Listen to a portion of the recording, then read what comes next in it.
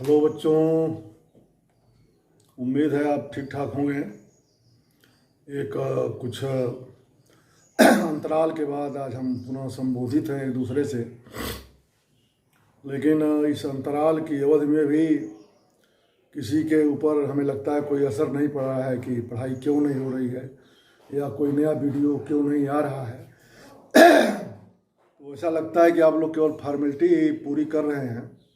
यदि ऐसी ही आपकी सोच है तो उस सोच से बाहर निकलिए और इस वर्चुअल क्लासेस को गंभीरता से लीजिए, क्योंकि यही आज की वास्तविकता है। आप पेपर में भले पढ़े होंगे कि 15 अक्टूबर से कॉलेजेस चलेंगे, लेकिन फिलहाल इसकी संभावना दिखाई नहीं दे रही है। तो मन लगा करके आप वर्चुअल क्लासेस की तरफ ही ध्यान लगाइए। तो मुझे लगता है आपको बात समझ में आ गई होगी। एक बार पुनः आपके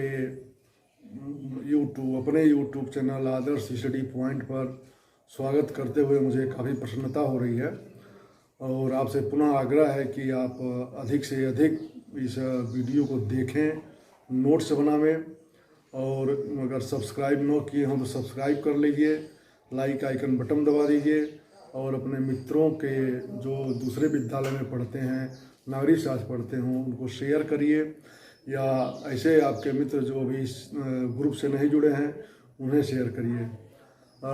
जन आंदोलनों का इतिहास हम लोग पढ़ रहे हैं, जन आंदोलनों का उदय, उसी चैप्टर के अंतर्गत हमारा अगला प्रश्न है, चिपको आंदोलन का विस्तृत वर्णन कीजिए। आपका जो अगला प्रश्न है चिपको आंदोलन का विस्तृत वर्णन कीजिए। इसके बाद आप हेडिंग डालिए चिपको आंदोलन।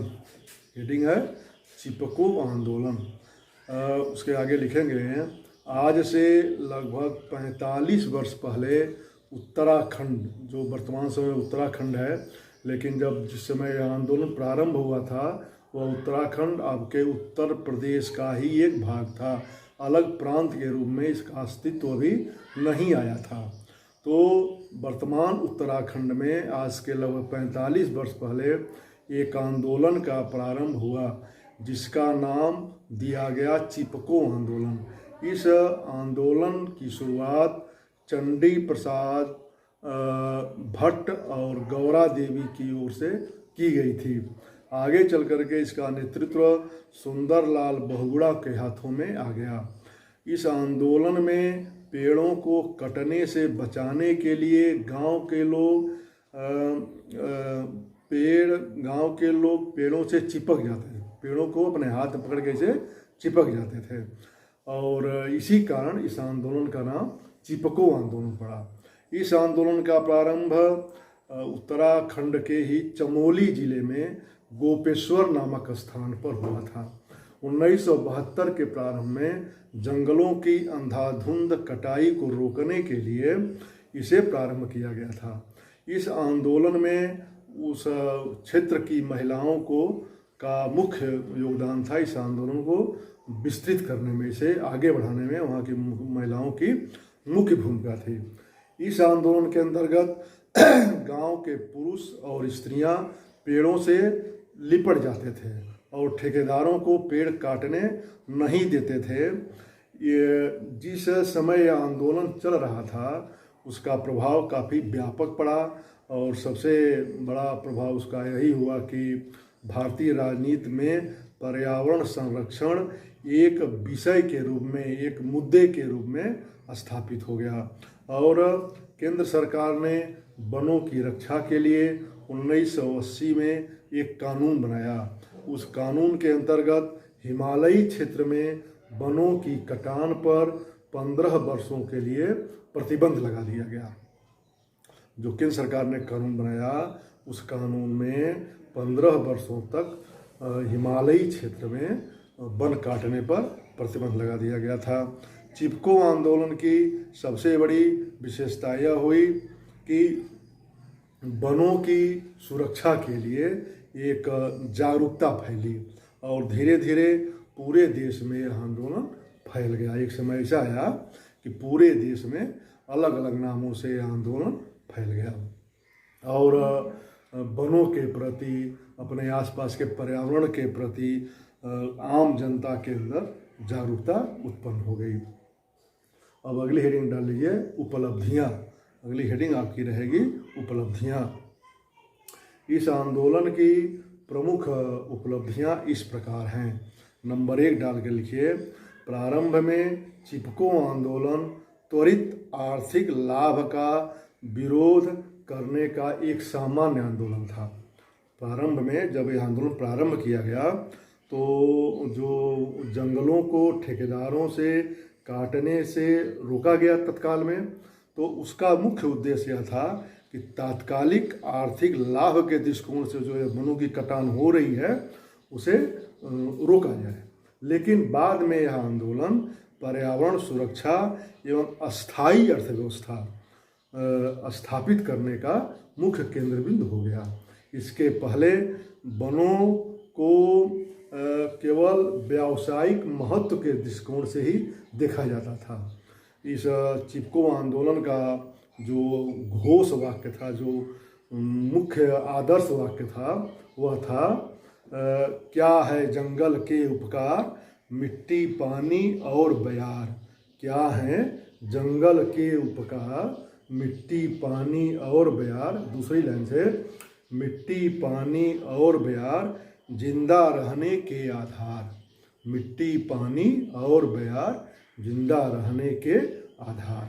अब नंबर 2 लिखिए, चिपको आंदोलन के परिणाम स्वरूप सरकार ने यह आदेश दिया कि समुद्र तल से 1000 मीटर की अधिक ऊंचाई वाले वनों में अगले 15 वर्षों तक किसी भी प्रकार की कटान नहीं की जाएगी और वनों के संरक्षण और उनके विकास में इससे बहुत बड़ी सहायता मिली। तीसरा रहेगा, चिपको आंदोलन शांतिपूर्ण तरीके से लोकहित पूर्ति का एक प्रमुख उदाहरण है। इसके प्रमुख नेता सुंदरलाल बहुगुणा गांधी जी के विचारों के अनुयायी थे। यह आंदोलन समकालीन समय में गांधीवाद की उपयोगिता को पुनः स्थापित करता हुआ दिखलाई दिया। अगला नंबर लिख लीजिए, इस आंदोलन की सबसे बड़ी एक और उपलब्धि यह हुई कि इसने देश के अन्य भागों में, यानी उत्तराखंड के अलावे देश के जो अन्य प्रांत हैं, अन्य क्षेत्र हैं, उन क्षेत्रों में भी इस तरह के सामाजिक और आर्थिक विषयों पर आंदोलन की प्रेरणा प्रदान करने में मुख्य भूमिका का निर्वहन किया। इसी तरह दक्षिण भारत के कर्नाटक में एपिको आंदोलन चलाया गया। जैसे चिपको आंदोलन था, तो दक्षिण भारत के कर्नाटक में एपिको आंदोलन चलाया गया। एपिको का मतलब कर्नाटक की स्थानीय भाषा में उसका तात्पर्य चिपकना होता है, यानी चिपको से चिपकना, और उसी को कर्नाटक की भाषा में हम एपिको कहते हैं। तो चिपको आंदोलन से ही प्रभावित होकर के कर्नाटक में एपिको आंदोलन चलाया गया। अब निष्कर्ष लिख लीजिए। निष्कर्ष, इस आंदोलन के 1987 में, इस आंदोलन को 1987 में सम्यक जीविका पुरस्कार से सम्मानित किया गया। इस आंदोलन को 1987 में सम्यक जीविका पुरस्कार से सम्मानित किया गया था। सन 1981 में जब इस आंदोलन के मुख्य प्रणेता सुंदरलाल बहुगुणा को पद्मश्री पुरस्कार प्रदान किया गया, पद्मश्री पुरस्कार देने की घोषणा की गई, तो उन्होंने इस पुरस्कार को लेने से इनकार कर दिया। उनका कहना था कि जब तक एक भी पेड़ काटे जा रहे हैं, ऐसे पुरस्कारों का कोई औचित्य नहीं है। तो इस प्रकार निष्कर्ष रूप में हम कह सकते हैं कि यह आंदोलन पर्यावरण संरक्षण के दृष्टिकोण से एक मील का पत्थर स्थापित हुआ और लोगों के अंदर जागरूकता उत्पन्न हुई। इसी के साथ आपका यह प्रश्न समाप्त होता है। फिर अगले प्रश्न के साथ हम अगले दिन पुनः उपस्थित होंगे। बहुत बहुत धन्यवाद आपको।